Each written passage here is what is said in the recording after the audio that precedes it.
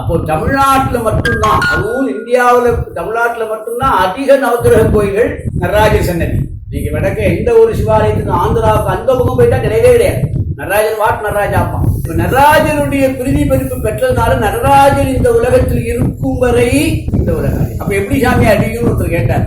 16 முறை யுகங்கள் வந்து ஒவ்வொரு 4 யுகமும் 16 தடவை வந்து அப்புறம் எப்படி அழியும் கேட்கிறார். யாரால் அழியும் தெரியுமா? ஒரு மீனும் ஒரு பாம்பும் தான் அழியும். ஒரு சிம்மம். அது யாரு? வியாக்கர்வாதர் பதஞ்சலி. நடராஜர் கீழே இருக்கிற 2 பேர் தான். நல்லா பார்த்தீங்கன்னா பெரிய பழமையான நடராஜர் கூட இருக்கும்.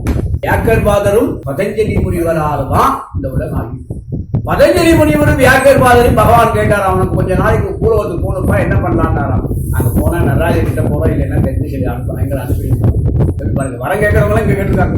ஆனால் பதஞ்சலி முனிவருக்கும் வியாக்கர்வாதர் தோன்றியது இங்கே, வாழ்ந்தது இங்கே, மறந்தது இங்கே.